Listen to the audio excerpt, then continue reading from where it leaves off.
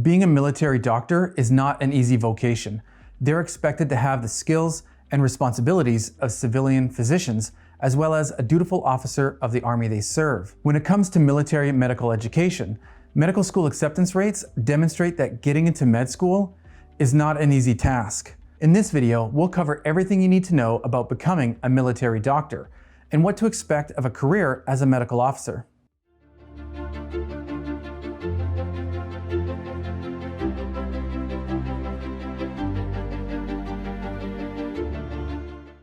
Hi, my name is Joseph Kafka, and I'm an admissions associate here at BeMo.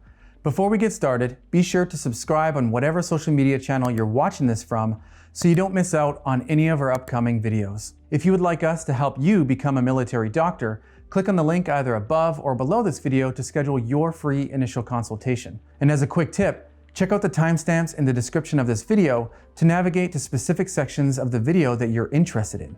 When it comes to becoming a military doctor, here's what we'll cover. What are the duties of a military medical doctor? Education, scholarships, medical school, and residency options. The Health Professional Scholarship Program, HPSP. How you get money with HPSP. What is your service commitment for HPSP? Uniformed Services University of the Health Sciences, USUHS. How you get money with USUHS. What is your service commitment for USUHS? Medical School for Reserve and Guard students. How you get the money for Reserve and Guard students. Residency options. What are the eligibility criteria for military doctors? Lifestyle and compensation. And military doctors in Canada. If you think that being a military doctor is limited to meeting the healthcare needs of the military officers and staff, you're not seeing the full picture. Of course, providing healthcare to military staff, deployments, and service in humanitarian missions are all part of being a military doctor. However, the military is one of the most developed institutional branches of the United States. As a military physician, you'll have amazing research opportunities, as well as opportunities to work in some of the best clinical facilities in the world. The everyday life of military physicians include duties and responsibilities familiar to all general practitioners, and include providing comprehensive healthcare to military staff and their families. Their services include examining patients, diagnoses, illness treatment, medication prescription, and sometimes surgery. Of course, depending on your area of expertise, you'll be expected to perform tasks appropriate to your specialty. If deployed, physicians and surgeons will work to provide medical care to deployed officers. Now, let's examine how to become a military doctor. First things first, as a candidate for military medical education, you must first complete an undergraduate degree in a field of your choice. Then, you can consider 3 paths that allow students to focus on medical studies while training to become military physicians. The Health Professions Scholarship Program, HPSP, the Uniformed Services University of the Health Sciences, USUHS, and a stipend for reserve or guard service. Whichever path you take, during your studies, you will also receive valuable officer training that will serve you no matter what career you choose. Let's explore each path that will allow you to focus on medical studies while training to become a military physician.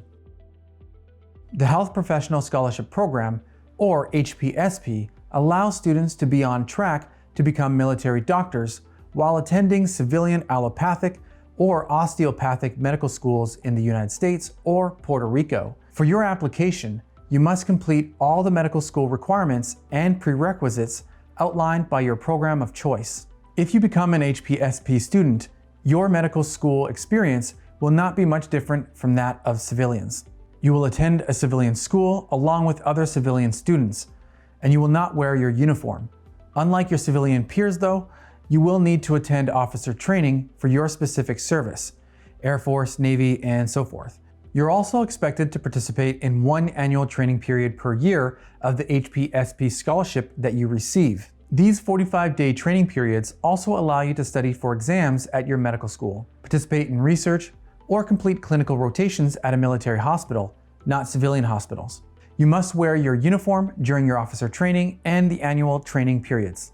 The HPSP students are commissioned as officers in the Individual Ready Reserve while they attend civilian allopathic or osteopathic medical schools. Throughout your medical training, the administrative staff of the HPSP scholarship program will stay in touch with you and keep you informed about any requirements, deadlines, and other information you may need about your scholarship. Here's how you can apply. Step 1. Check if you're eligible to join the military. Step 2. Gather transcripts, medical school recommendation letters, and test scores.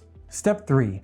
Apply to this scholarship at the same time when you apply to medical school through AMCAS, TMD SAS, or AA COMAS. Keep in mind that HPSP resources are limited. Just like with rolling admissions in medical schools, if you apply later in the HPSP application process, you will compete with more people and fewer scholarship slots. Each service branch takes about 300 students a year. The application review process takes about 3 months. You can learn more about the program and its deadlines on our blog.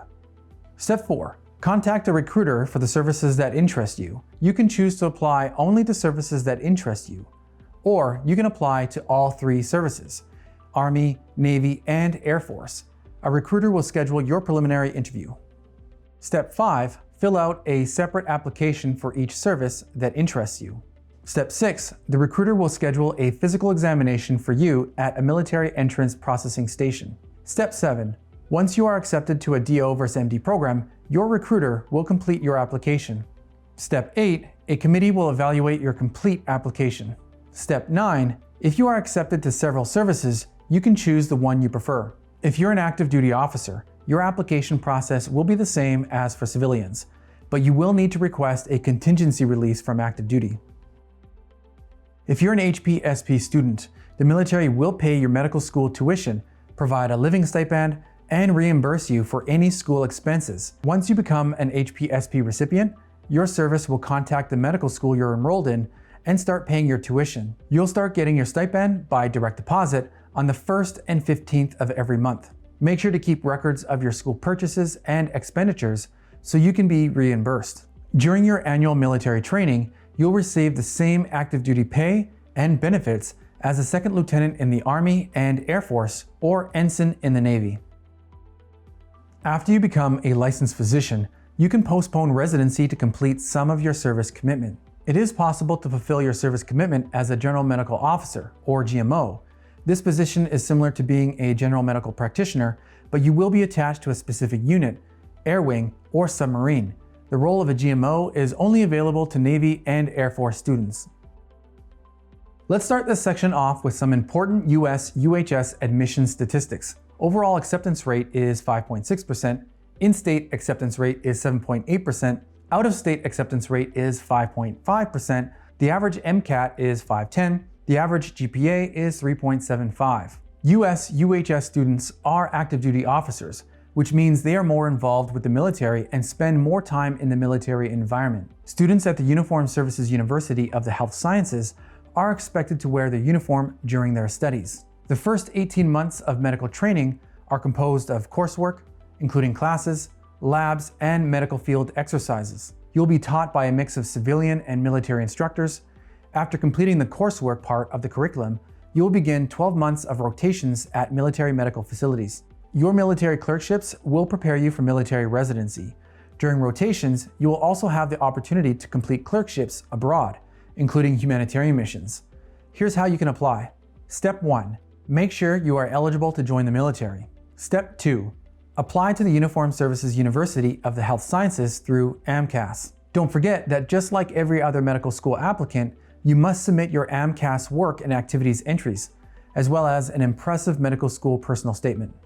Step 3. Once your application is received by the school, you'll be asked to complete medical school secondary essays, as well as a personal statement form and checklists with your past coursework.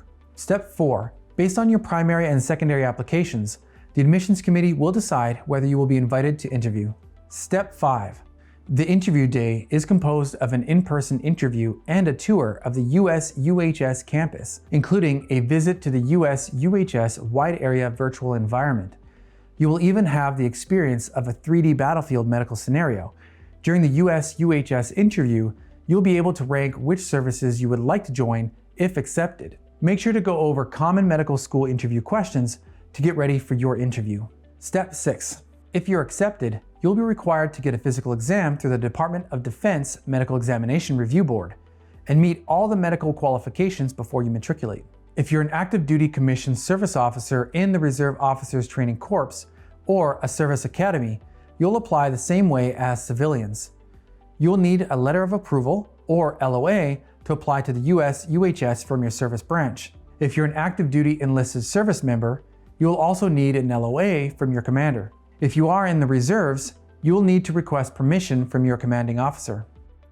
Your education at the Uniformed Services University of the Health Sciences is paid by the US government. You'll be paid the same active duty salary and benefits as are given to a second lieutenant in the Army or Air Force, or ensign in the Navy. You can choose between getting paid monthly or on the 1st and 15th of every month. After students finish their residency, they serve on active duty for 7 years. Your role as a military physician will depend on your training and the Army's needs. You can also become a GMO after you receive your license instead of pursuing a residency right after licensing exams. Your role would be similar to a general practitioner's, and you'll be attached to a specific unit, air wing, or submarine. GMO positions are only available to the Navy and Air Force students. To join the Reserve and Guard program, you must apply to the Incentive-Based Medical and Dental Student Stipend Program, MDSSP. This scholarship program will allow you to attend medical school as a commissioned officer. You will be required to drill 1 weekend a month and for 2 full weeks during the year. Drilling consists of training in your military medical responsibilities as a physician. You'll participate in the civilian match day and train at a civilian institution. When you drill, you'll be paid as a second lieutenant in the Army or Air Force or an ensign in the Navy. When not drilling, you'll receive a stipend of over $2,000 US a month as a participant in the MDSSP. Students training to become military doctors apply to residency programs within the military as well as civilian programs using ERAS. The military match takes place earlier than the civilian match, so most students are likely to get matched in December of the 4th year of med school. If you do not match to a military program, you may be authorized to participate in the civilian match. If you are matched to a military residency, you will work at a military healthcare facility as an active duty physician and will be paid as a captain in the Army or the Air Force, or as a lieutenant in the Navy. Please note that your time in a military residency will not count towards your service commitment, but will count towards your career promotion, pay longevity, and retirement. If you do not match to a military program, you will be allowed to participate in the civilian match and join a civilian residency program with authorization from the military. But you must apply to the military match first. If you do become a civilian resident, you will work at a civilian healthcare facility and the civilian facility will pay your salary. While in residency, you will be an officer in the Individual Ready Reserve, which means that your time in the civilian residency will count towards your promotion and pay longevity, but it will not count towards your active duty retirement. Once you finish the program and come on active duty, you must start paying back your service commitment. At this point, you will begin to receive your military benefits. It's important to note that students training to become military physicians, whether they attend USUHS or receive the HPSP or MDSSP scholarships, will not be called to deployments or military responsibilities during their studies, and must finish their medical school education in the same amount of time as civilian students. Military doctors must meet certain physical, moral, and psychological requirements that would allow them to carry out not only their medical duties, but also their duties as Army officers. This is why the eligibility criteria for military physicians are slightly different than those for civilian doctors. Generally, medicine welcomes all kinds of candidates. Non-traditional applicants are common, and the age limit is usually not set by medical schools or application systems, whether it is AMCAS, AACOMAS, or TMD-SAS. However, if you are planning to become a military doctor, you should know that age is a consideration. You must be at least 18 years old to join the military, but you can join at 17 with your parents' consent. Each military service and program have their own upper age limits. For example, if you are looking to join the US Army, Army Reserve, or Army National Guard, you cannot be older than 42 years old. The same age limit is applied to the Navy and Navy Reserve.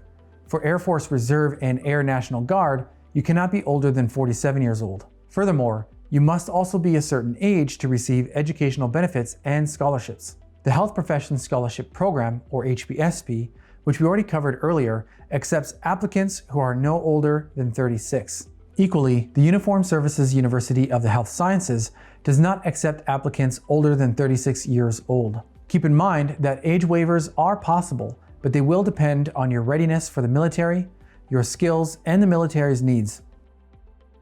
This one will not come as a surprise to anyone.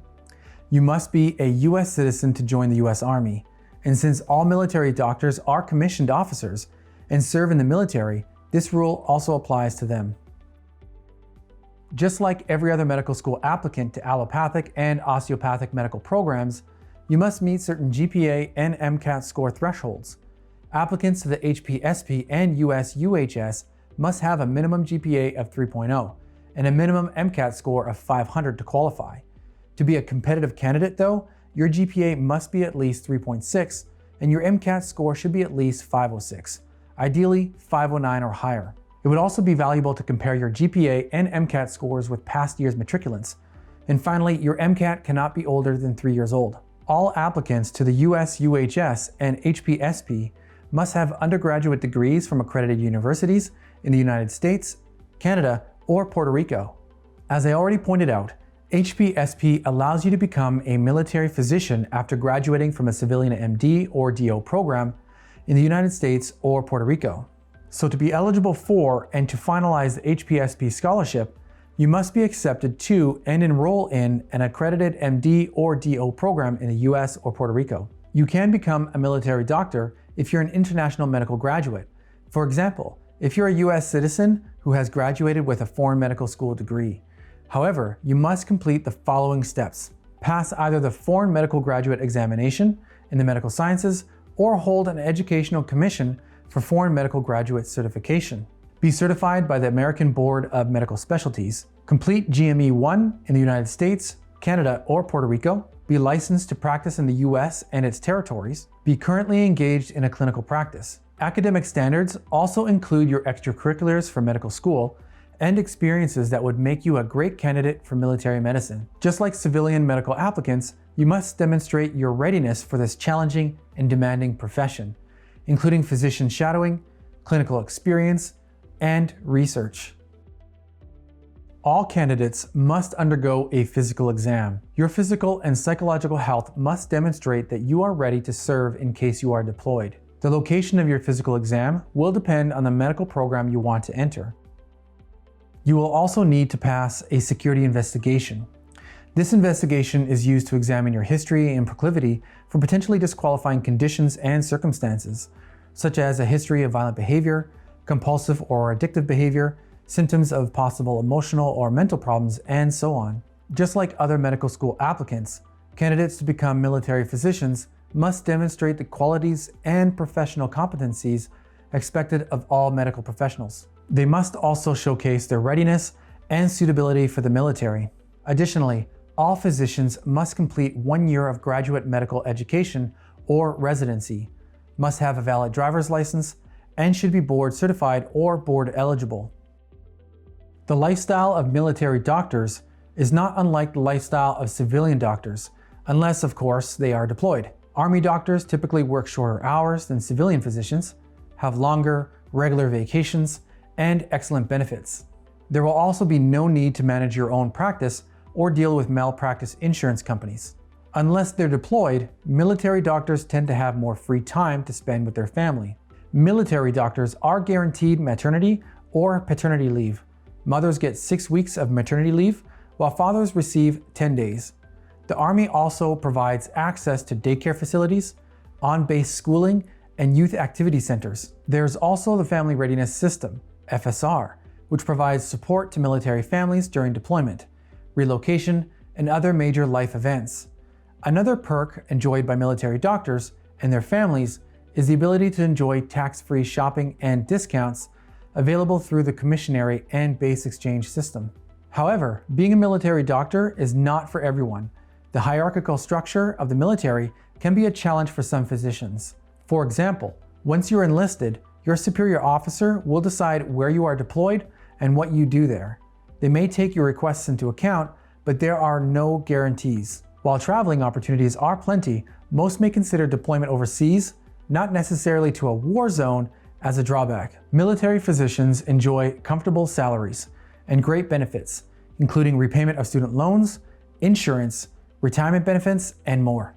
Though the military claims that they provide salary and benefits that are competitive with the civilian world, becoming a military doctor may not be as lucrative as being a civilian physician. Military physicians tend to receive pay and raises based on their rank and years of experience. But remember, your pay as an Army doctor will depend on many factors, including your rank and years spent in the Army, as well as your specialty. The easiest and cheapest way to becoming a military physician in Canada is through the Medical Officer Training Plan offered by the Canadian Armed Forces. Family medicine residents and students applying to or enrolled in a medical school in Canada who successfully passed the selection process are eligible for this program. The program pays for candidates' tuition, educational expenditures, including books, instruments, supplies, student fees, and registration costs. While you are a medical student or resident in family medicine, you will get a full-time salary, medical and dental benefits, as well as vacation time with full pay in exchange for working with the Canadian Armed Forces for a certain period of time, typically around 4 years. Students participating in this program attend medical school on a regular basis during the academic year, while dedicating their summer months to additional military training. If you decide to pursue this scholarship, you must apply to the Canadian Armed Forces and the MD program of your choice. For more information on this, please visit our blog. If you are already a member of the Armed Forces who wants to become a military doctor, you should check out the Military Medical Training Program, MMTP, offered by the University of Ottawa Medical School and the Northern Ontario School of Medicine. You'll need to fulfill all the regular admissions requirements expected of all applicants. You must use OMSAS to apply to medical school, complete an additional online application, and send in a letter directly to the Faculty of Medicine, MD Admissions Office, explaining why the MMTP program is of interest to you. This wraps up our video for today. Check out our blog to learn more about how to become a military doctor. We've provided answers to 9 frequently asked questions about becoming a military doctor and so much more.